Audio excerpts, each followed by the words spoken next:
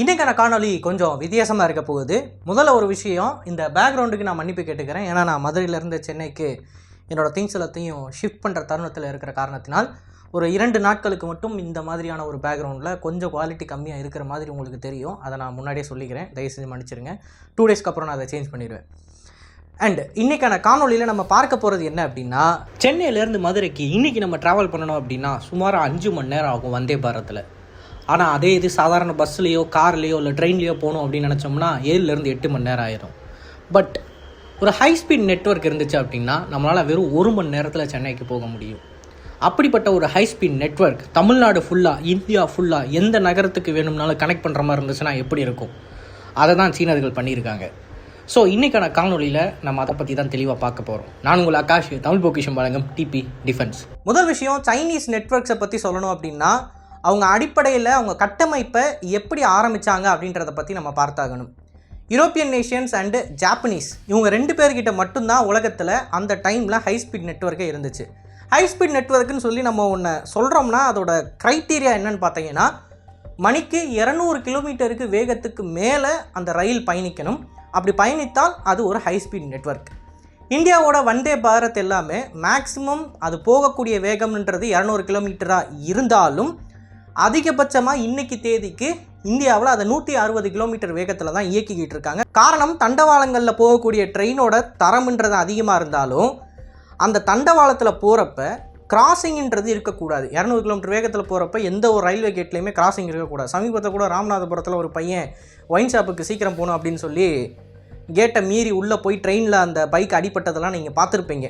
வெறும் 100 கிலோமீட்டர் வேகத்தில் போகிறப்ப அந்த சக்கரத்தில் பைக் சிக்கினது 100 மீட்டருக்கு இழுத்துட்டு போயிருக்கு. அப்போ 200 கிலோமீட்டர் வேகத்தில் ட்ரெயின் போகிறப்ப இந்த மாதிரி யாராவது லூசு பசங்க பைக் எடுத்துகிட்டு உள்ளே போகிறேன்னு சொல்லி விழுந்தாங்கன்னா அது ட்ரெயினையே கவுத்து விட்டுரும்.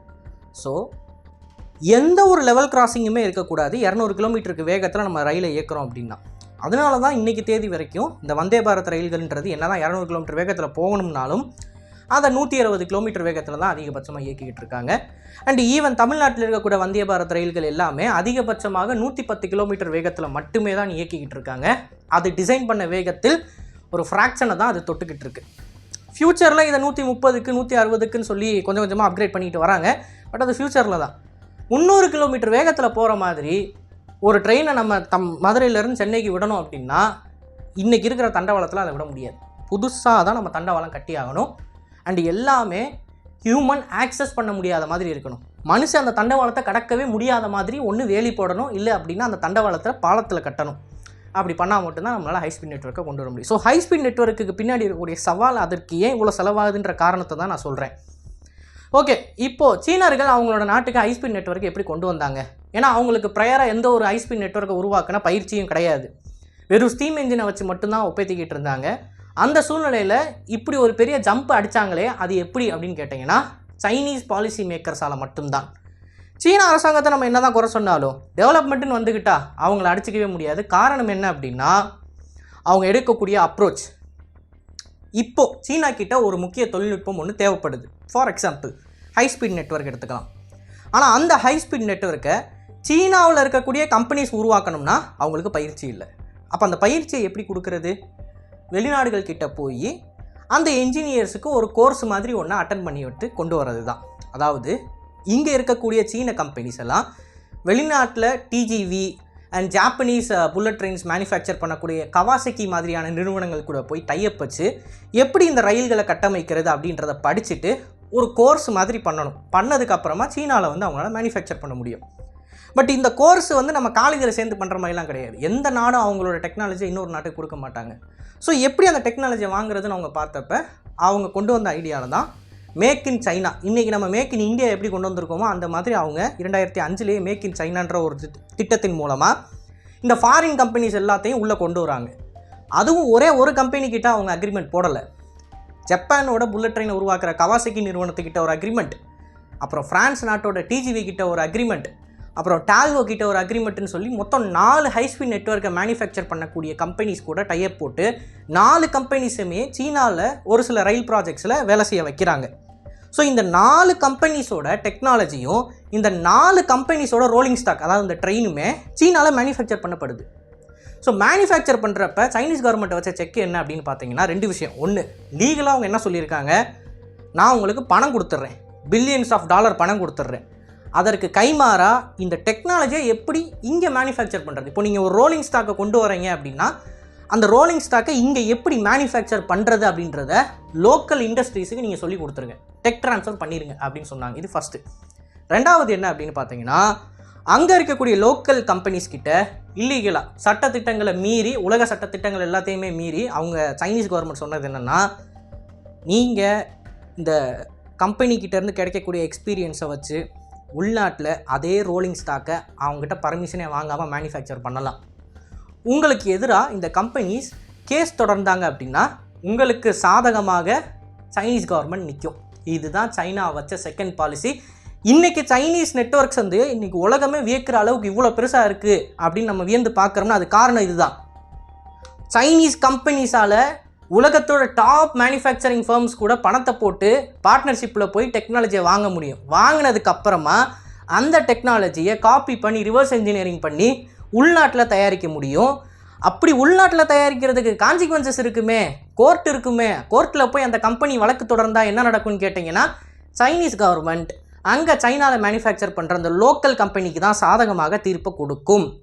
ஸோ இந்த சீமென்ஸ் மாதிரியான கம்பெனிஸ் எல்லாம் அவங்களோட யூரோஸ்டார் ட்ரெயினெல்லாம் கொண்டு வந்து சீனாவில் மேனுஃபேக்சர் பண்ணப்ப அந்த யூரோஸ்டார் ட்ரெயின், அப்புறம் ஜப்பானில் கவாசிக்கி நிறுவனத்தோட அந்த புல்லட் ட்ரெயினோட டெக்னாலஜி எல்லாத்தையும் படிச்சுட்டு எக்ஸாக்ட் டிட்டோவா அதே மாதிரி ரோலிங் ஸ்டாக்கை அங்கே சீனாவில் இருக்கிற நிறுவனங்கள் மேனுஃபேக்சர் பண்ண ஆரம்பிச்சிட்டாங்க. இது வந்து அப்படியே வெளிநாடுகள் விடலை. சீனாவில் அங்கே இருக்கக்கூடிய லோக்கல் கோர்ட்ஸில் அங்கே இருக்கக்கூடிய கவர்மெண்ட்டில் முறையிட்டாங்க. எப்படி எங்களோட டெக்னாலஜியை டெக் ட்ரான்ஸ்ஃபர் மட்டும் தான் நாங்கள் கொடுத்துருக்கோம், ஐபி இன்டெலெக்சுவல் ப்ராப்பர்ட்டி ரைட்ஸ் எங்ககிட்ட இருக்குது, இதெல்லாம் நீங்கள் மீறி உள்நாட்டில் எப்படி மேனுஃபேக்சர் பண்ணுவீங்கன்னு கேட்டப்ப சைனீஸ் கவர்மெண்ட் நாங்கள் அப்படி தான் பண்ணுவோம், நாள் முடிஞ்சதை பார்த்துக்கன்னு ஒரே போட்டாங்க. இப்படி தான் சீனாவுக்குள்ளே புல்லட் ட்ரெயின் டெக்னாலஜின்றதே வருது. முதல்ல சைனீஸ் என்ஜினியர்ஸ் காப்பி பண்ணது அப்படின்றது கவாசக்கி நிறுவனத்தோட அந்த E10 சிங்கன்சன் அப்படின்ற ரயில் செட்டு தான். அண்ட் அது மட்டும் இல்லாமல் சீமென்ஸ் நிறுவனத்தோட ரோலிங் ஸ்டாக் ஃபஸ்ட்டு சீனாவில் மேனுஃபேக்சர் பண்ணுறது ஒரு ரிவர்ஸ் என்ஜினியர்டு ஈஎடிச்சாங் காப்பி ப்ராடக்ட் தான். ஆனால் அதற்கப்புறம் அவங்க ஒன்று பண்ணுறாங்க, அதுதான் ஸ்டாண்டர்டைசேஷன். ஆரம்பத்தில் நான் சொன்னேன் மொத்தம் 4 கம்பெனி உள்ளே இறக்கியிருக்காங்க அப்படின்னு. 4 கம்பெனி வேறு சிக்னல்ஸை யூஸ் பண்ணுவாங்க, 4 கம்பெனி வேறு ரோலிங் ஸ்டாக்கை யூஸ் பண்ணுவாங்க. ஸோ அவங்களோட நாட்டுக்குள்ளே இந்த 4 கம்பெனியை விட்டாங்க அப்படின்னா 4 தனித்தனி ஒர்க் ஷாப் வைக்கணும். ஒரு கம்பெனியோட ப்ராடக்ட்டை இன்னொரு கம்பெனியோட ஒர்க் ஷாப்பில் அவங்களால ரிப்பேர் பண்ண முடியாது. ஒரு கம்பெனியோட ட்ரெயின் இன்னொரு கம்பெனியோட சிக்னல்ஸில் வேலை செய்யாது. இப்படிலாம் பிரச்சனை இருந்தப்போ சைனீஸ் அதுக்கடுத்து இந்த மேனுஃபேக்சரிங்லாம் பண்ணாங்க பார்த்தீங்களா, இதிலேருந்து கிடைச்ச எக்ஸ்பீரியன்ஸால் ஒரு ஸ்டாண்டர்ட் ரோலிங் ஸ்டாக்கை உருவாக்குறாங்க. அதாவது சைனாவில் எந்த புல்லட் ட்ரெயினாக இருந்தாலும் இதுதான்ப்பா ஸ்டாண்டர்ட் அப்படின்னு சொல்லி ஒரு ஃபிக்ஸ்டு ரோலிங் ஸ்டாக் ஒன்று உருவாக்குறாங்க. நம்ம ஊரில் வந்தே பாரத் இருக்குல்ல, மதுரையில் ஓடுற வந்தே பாரத்தில் அங்கே வாரணாசிலையும் ஓடிக்கிட்டு இருக்கு, ரெண்டுத்துக்கும் வித்தியாசமே கிடையாது, ஒரே மாதிரி தான் இருக்கும். அந்த மாதிரி ஸ்டாண்டர்டாக ஒன்று கொண்டு வராங்க. இந்த ஸ்டாண்டர்டைசேஷன் கொண்டு வந்ததுக்கப்புறமா சீப்பாக அவங்களால இந்த புல்லட் ட்ரெயின்ஸை மெயின்டைன் பண்ண முடிஞ்சிச்சு. ஸோ அவங்களுக்கு இந்த டெக்னாலஜின்றது வெளிநாடுகளோட பார்ட்னர்ஷிப் வச்சு அதன் மூலமாக படித்த நாலேஜ்னால கிடச்சிருச்சு.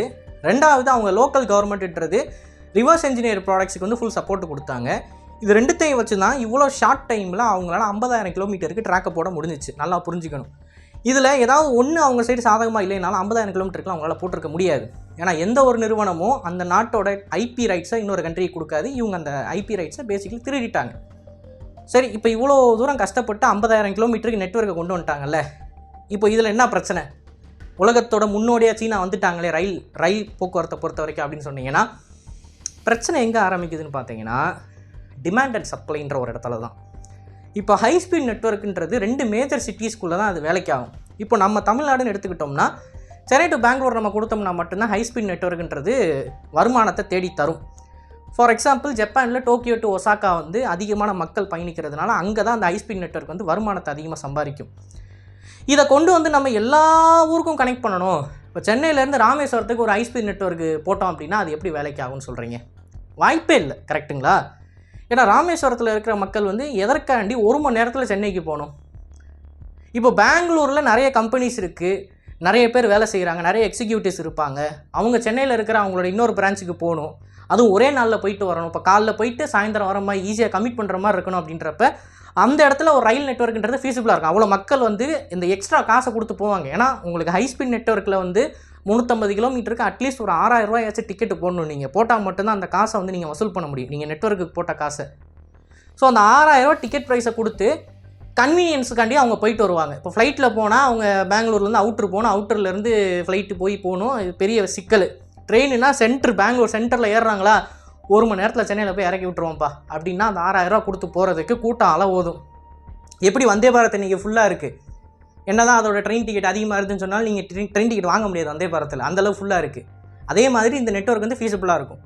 ஆனால் அதே தான் எல்லா இடத்துக்கும் கொடுப்போம். சென்னை டு மதுரை கொடுப்போம், சென்னை டு சேலம் கொடுப்போம், சென்னை டு கோயம்புத்தூர் கொடுப்போம், Chennai to Ramanathapuram, Chennai to Tirunelveli, Chennai to நாகர்கோயில்னு சொல்லி ஹைஸ்பீட் நெட்வொர்க்கை எல்லாருக்கும் நம்ம கொடுத்தோம் அப்படின்னா அந்த ஹைஸ்பீட் நெட்வொர்க் எப்படி சம்பாதிக்கும்? ஆப்வியஸாக சம்பாதிக்காது, நட்டத்தில் தான் ஓடும். எவ்வளோ தூரம் நட்டம் இருக்கும் அப்படின்னு பார்த்தீங்கன்னா, ஒரு சிம்பிளான கம்பேரிசன் சொல்கிறேன். ஏன்னா நான் தொகையை சொன்னேன் அப்படின்னா உங்களுக்கு கன்ஃபியூசிங்காக இருக்கும். சிம்பிளான கம்பேரிசன் சொல்கிறேன்.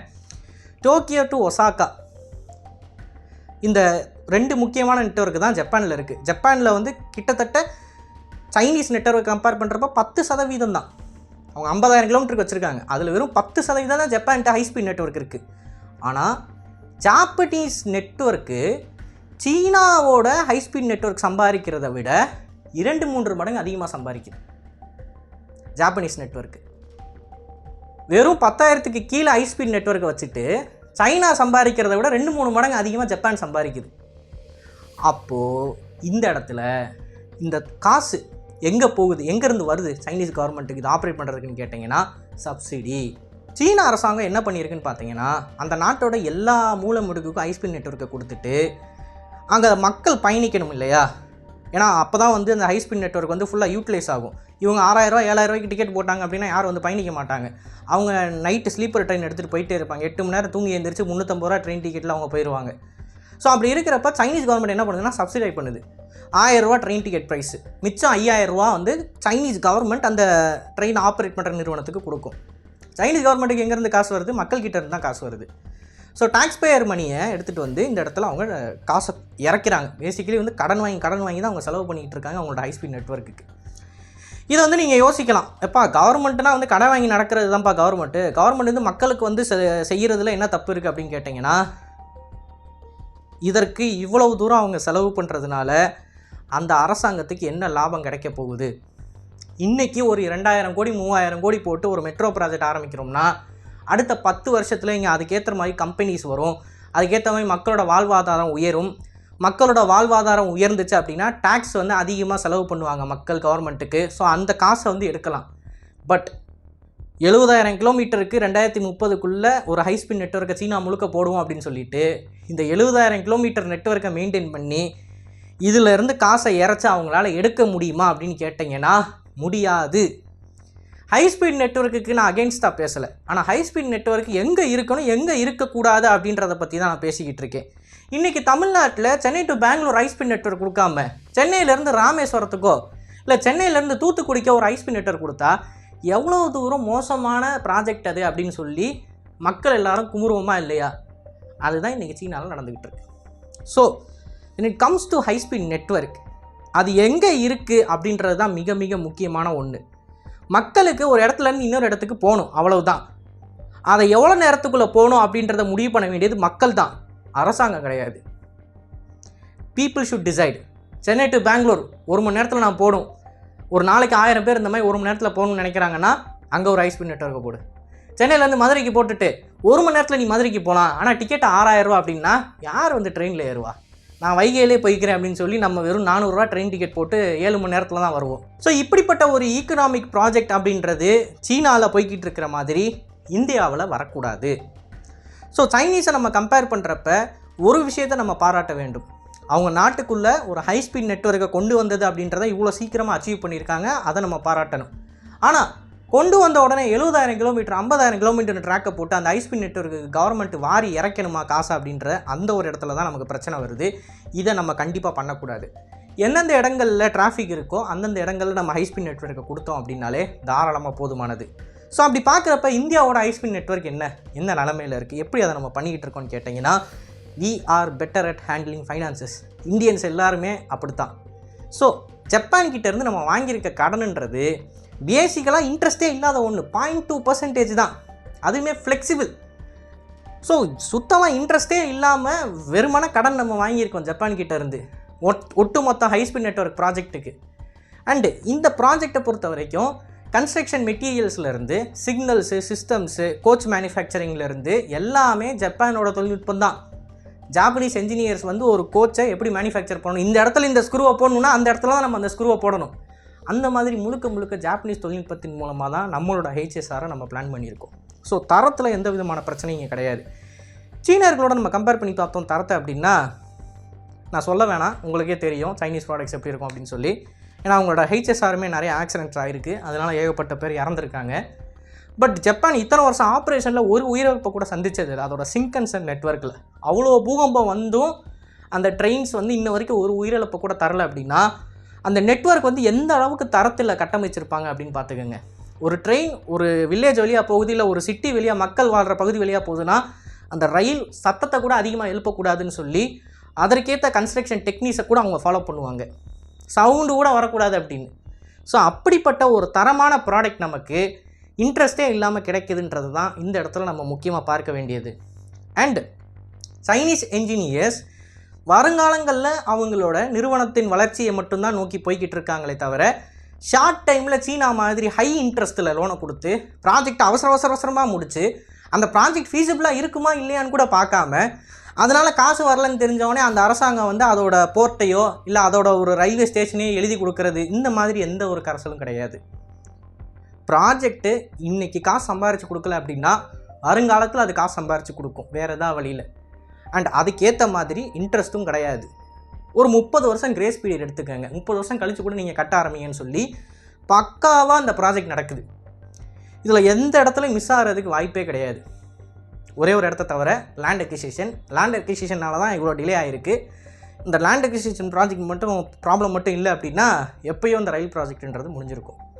ஸோ இந்த காணொலியில் நான் சொல்ல வர்றது என்ன அப்படின்னு பார்த்தீங்கன்னா, சைனீஸோட ஹைஸ்பீட் நெட்வொர்க்ஸ் உலகத்தில் இன்றைக்கி தேதிக்கு யார்கிட்டே இல்லாத அளவுக்கு மிகப்பெரிய அளவில் இருக்குது.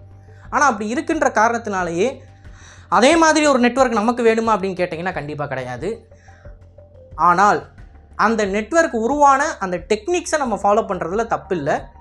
அந்த மாதிரி ஃபாலோ பண்ணி ஒரு டெக்னாலஜியை உள்ளே கொண்டு வந்துட்டு நம்மளோட தேவைக்கு ஏற்ற மாதிரி நம்ம நெட்வொர்க்ஸை உருவாக்கிக்கணும். அவங்க 50,000 கிலோமீட்டர் வச்சுருக்கான்றனால நம்ம 50,000 கிலோமீட்டர் கட்டக்கூடாதுன்றது தான் இந்த காணொலியின் மூலமாக நான் சொல்லக்கூடிய கருத்து. இதை பற்றி நீங்கள் என்ன நினைக்கிறீங்க அப்படின்றத மறக்காமல் கமெண்ட்ஸில் பதிவிடுங்க. அண்ட் இது போல் நிறைய தகவலை தெரிந்து கொள்ள டிபி நியூஸ் பேஜை ஃபாலோ பண்ணிக்கோங்க. நல்லதை இப்போ நல்ல சமுதாயத்தை இருக்கும். நன்றி, வணக்கம்.